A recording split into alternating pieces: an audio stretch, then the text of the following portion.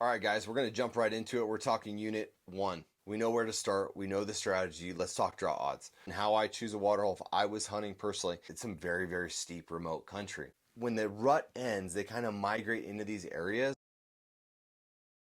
I want to touch on the archery elk first in Unit 1, and that includes 2B and 2C. And then I want to talk about late rifle.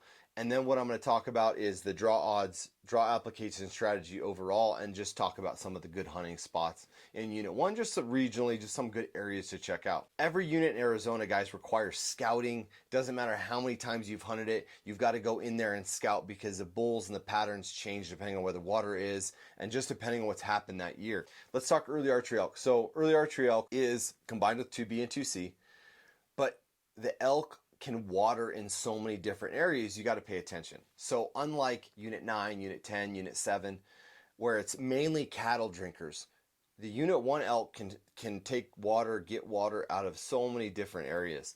There is a lot of cattle drinkers, there's a lot of little ponds, and there's also running water. There's also little creeks and little streams that will typically be running during that early archery season.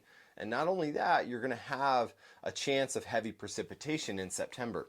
Because in August and September is a good time, primarily August for monsoons, but man, you can get dumped on in September too. So you have to understand the water. If you guys are planning on hunting water in September for elk, which I think is a very, very productive way to hunt archery elk overall, no matter the season, pay attention to where they're watering, pay attention to where different ponds and different rivers and different streams have a lot of elk track and a lot of elk sign. Because unlike spot and stalking, and unlike chasing bulls that are rutting in the early archery season, you may not see a lot of sign and you may be glassing up bulls and finding these bulls because these bulls are pushing these cows everywhere. But for water, you really want to find sign.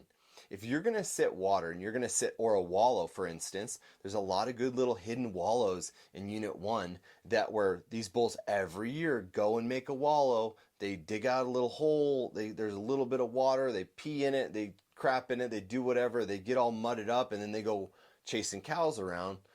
Very good place to sit. But you want to make sure there's sign there, guys. So that's not necessarily the case if you're sitting on a knob and glassing and calling bulls and you're just kind of creeping through the timber. How I choose a water hole for clients and how I choose a water hole if I was hunting personally is you kind of want to find as remote of a good water source as you possibly can.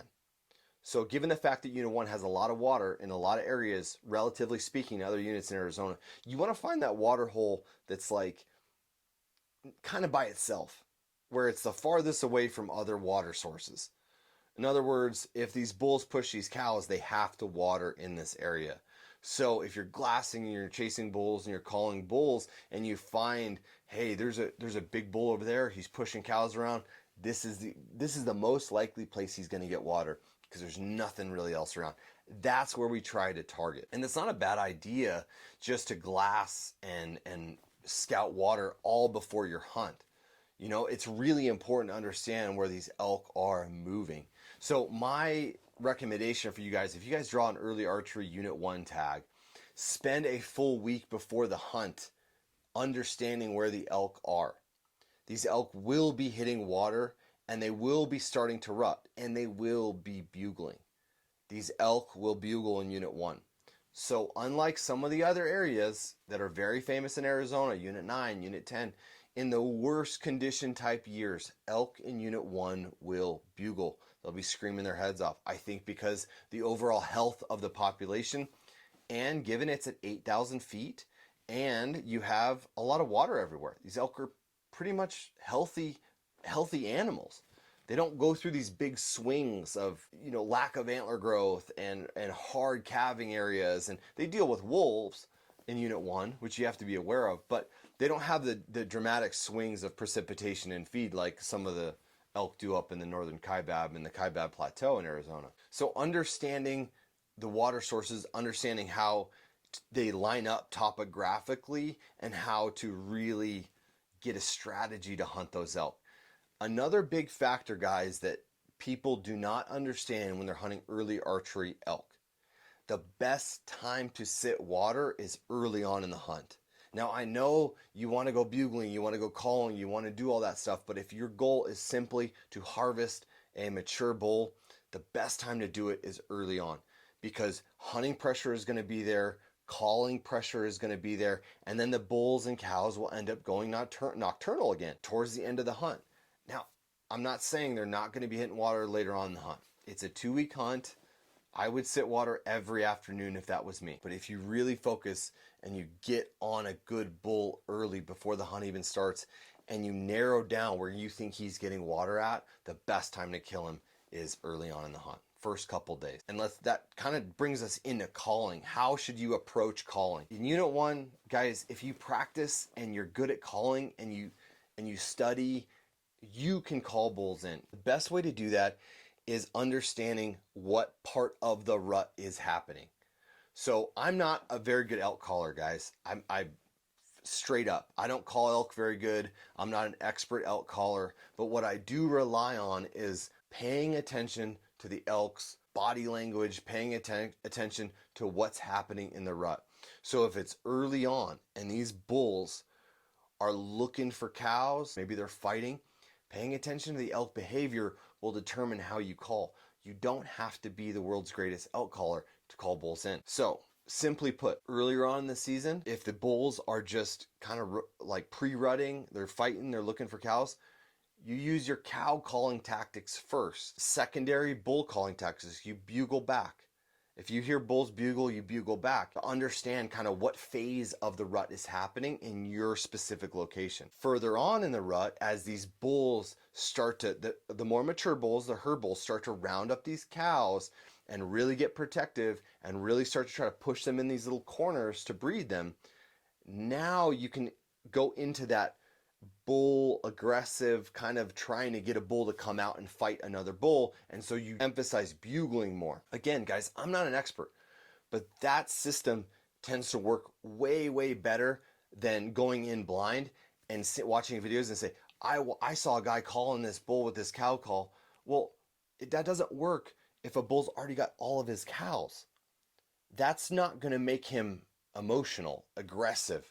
He's got all of his cows. What will piss him off is another bull coming in and trying to take his cows, and then you can draw him out. You may not draw him out that far. We're not talking about 500 yards away, but if you get into their zone, you may be able to call him out 100 yards, and that may be all you need. Put him in within bow range of you. And then earlier on, when these bulls are scouring the earth looking for cows, anything they could find, cow calling is extremely effective. So that's my early archery elk strategy and how I approach early archery elk: water, calling, and then obviously glassing and spot stalking, depending on what you can see. And then that's it, guys. I mean, that's kind of how I like to do it. The draw odds we're going to get into later in this video. We're going to talk late rifle right now. Late rifle is totally different. Late rifle Unit 1 can be very difficult.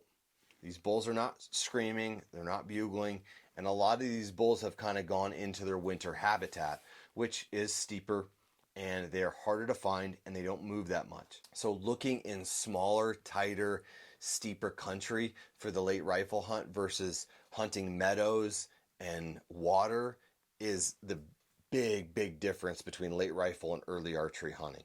Late rifle is a whole different animal. Despite what people and a lot of people say, you can still kill really high quality bulls in Unit 1 in the late rifle hunt. You just got to know where to look.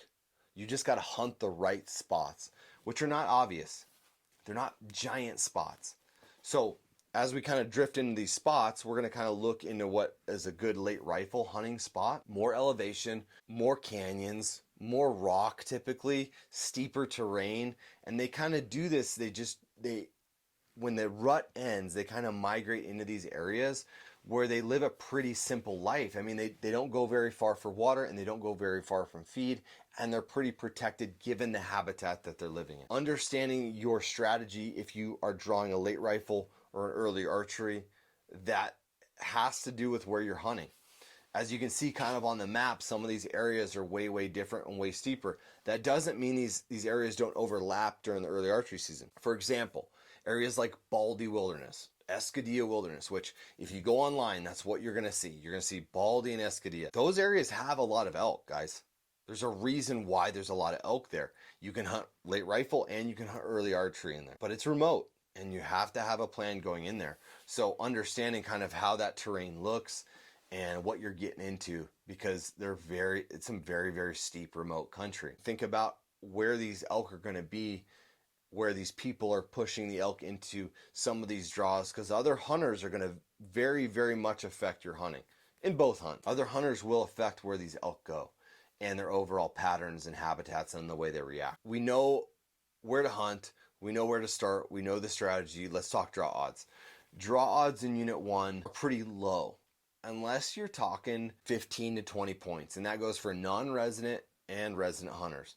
It's going to take 17 to 20 point range for early archery as a non-resident, and it's going to take pretty similar to that as non-resident rifle too. So early archery, non-resident, you got to be 15 plus points to play the game. Sometimes these hunts differ from year to year. In other words, maybe a lot of people put in for that hunt and adjusted the draw odds last year, and not so many people will put in for the hunt this year and try to draw it, so that will make the draw odds a little bit better for you. So it just kind of, you got to stay within a couple percentage points.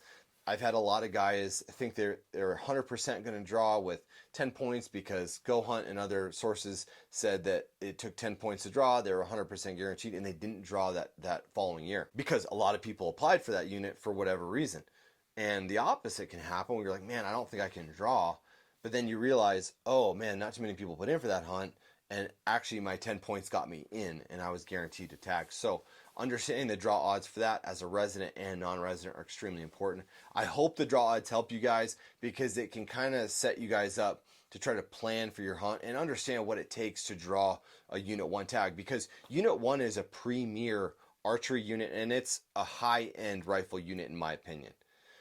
It is one of the units that if you are going to hold off and try to draw an early archery tag to really experience Arizona bulls screaming and bugling and chasing them around, then hold off for Unit 1 and understand what it's going to take to try to draw that. Obviously, we can get into bonus point creep and all that kind of stuff. That's down the line.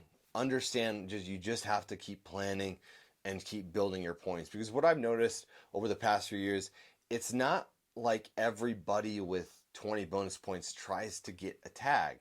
So every year's a little bit different. So if you just build up your points enough, or if you're at that point where you have like 15 to 20 points and you have your schedule kind of lined out, then you should try to draw that tag, because you never know what'll happen. So it's just draw strategy, guys, and kind of how to go into it.